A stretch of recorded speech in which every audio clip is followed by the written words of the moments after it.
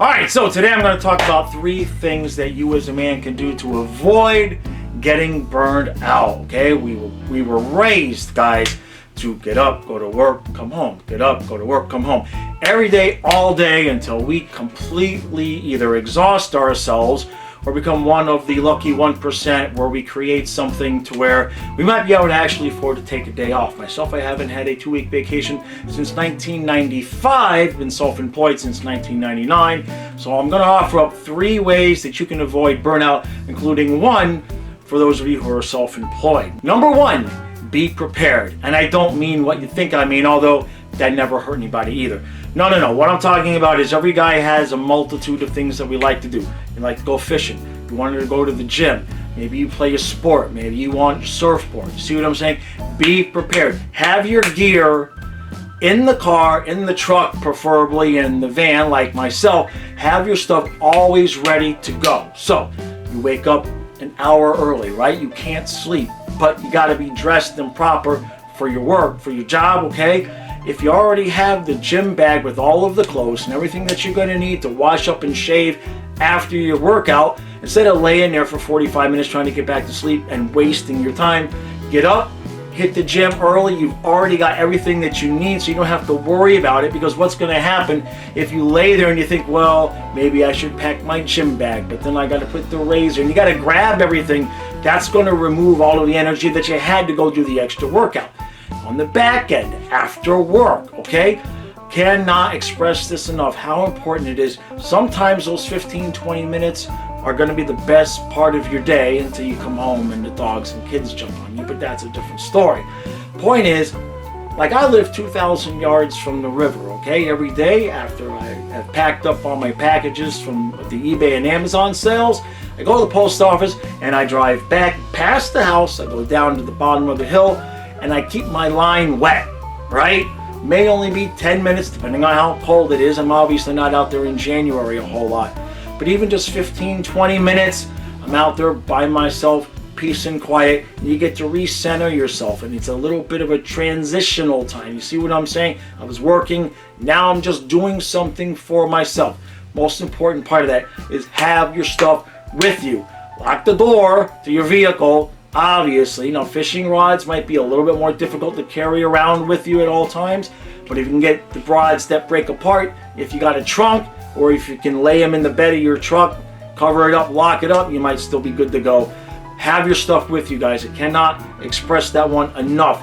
That extra, even if it's just 15-20 minutes that you're going to get, don't waste it. Don't waste the 20 minutes preparing to go get the 20 minutes. Already be ready to go. Number 2 is for those of you who are self-employed. If at all possible, schedule your day around however your body works. Don't let somebody sit there and tell you, why are you taking a nap in the middle of the day? Why are you this? Why are you that? It's your business, it's your job, it's your life, it's your body, it's your energy. You know how you work better than anybody else, okay? Myself, a lot of times I'm up early, I'm going at it, I'm taking the dogs here, I'm doing this, I'm doing that, I'm doing physical stuff.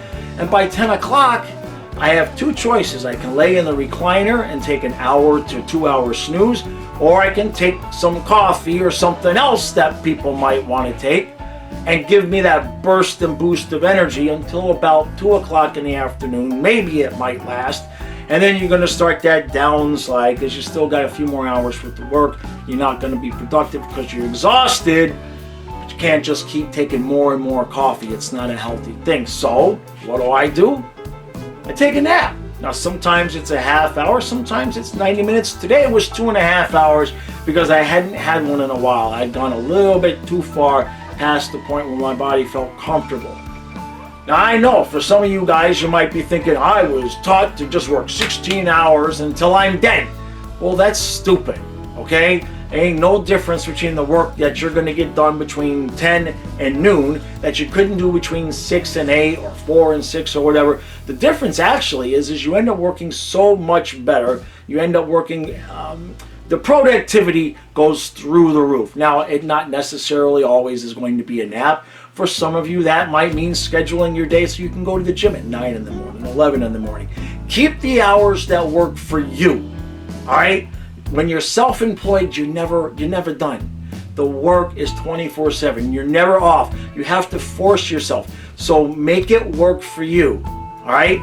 People who know me know, don't really expect too much of a response from me from about 10 to noon most days. If you've texted me, if you emailed me, look for it in the afternoon. I'm taking a nap. Schedule your day around you. It's your day. It makes sense. Now, number 3 is not quite an action. It's a mindset, but it really is the most important piece. It wraps it up all nice and neat. The mindset is, I have to do for myself so I can do for all of you. What do I mean? Well, as the men in the house, we're supposed to be the ones that are the provider, right? We were supposed to provide the roof over the head, the money, the grocery money alone is a job by itself, okay? So we are supposed to take care of everybody. A lot of times we're the ones that take care of the animals, okay? And I'm not disqualifying that women do these things, because sometimes they do. But in generally speaking, in a traditional relationship, part of the man's responsibility in general, if you put the title, is we're the ones that take care of everybody, okay? Now, you have to take care of yourself first to be able to take care of other people. Do not let yourself get guilted.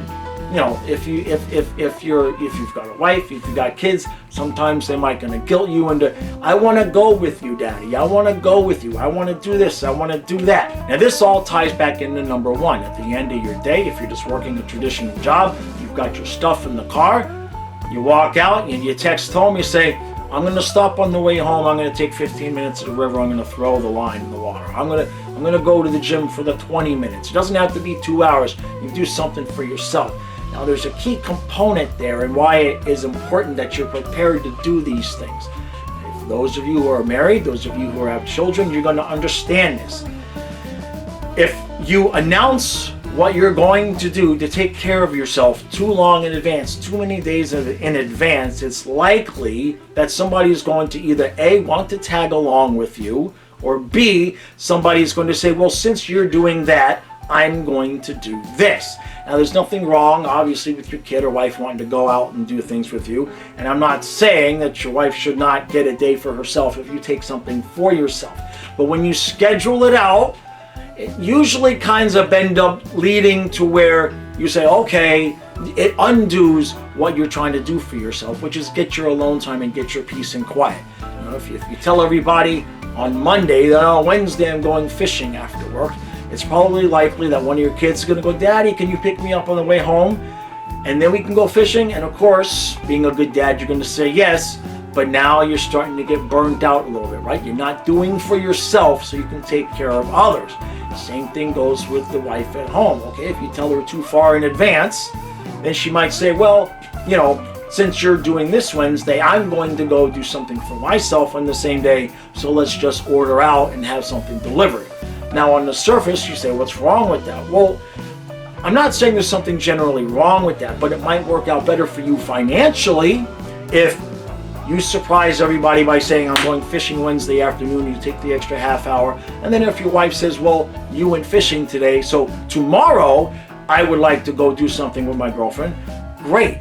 Then you can stay home as the man, you can come home and cook the dinner. And what does that do? It saves you the extra cost, if you see what I'm saying, right? You're not having to, your 15-minute fishing trip didn't cost you a $50 call-in meal because it inconvenienced everybody at the wrong time. Instead, you just, boom, you surprise everybody. Nobody can do anything about it other than say, okay, Dad's going to be home 45 minutes late today. And then the next day, if the kids want to do something with you, or if the wife wants to go take some time for herself, it works out better if you just spring it on everybody. That's how you can take care of yourself. But to do that, all the way back to number 1, be prepared. Now, for those of you who are new to the channel, which it's a new channel, so probably all of you are new to the channel, but if you're wondering why I think I might have a little bit of an idea of what I'm talking about, I'll give you the 2 reasons. Number 1, personal experience. I've been self-employed, stay-at-home father since 1999. I raised 2 autistic boys with a girl in the middle. Okay, that alone should qualify me to be just about anything on this planet. Now, I've also been a massage therapist, a relationship and life coach for the last 15 years. All I can tell you guys is that there's 2 people that women will tell anything to. It is their hairdresser and their massage therapist. So I've kind of been given the keys to look into all the backdoor stuff, the behind the scenes stuff. So I like to pass that on to my brothers to help you guys out, help you translate a little bit of what a woman is saying and what she actually really means. But it's not just about that. There's definitely not a bash women channel, okay? Definitely going to touch on things like I did today, things to help you with your self-employment, to help you with your parenting, to help you with your man's best friend. All right, I got 2 currently, St. Bernard and a Shar-Pei Shepherd mix. Lots of different things, the point being all to help men, and it's all going to come together.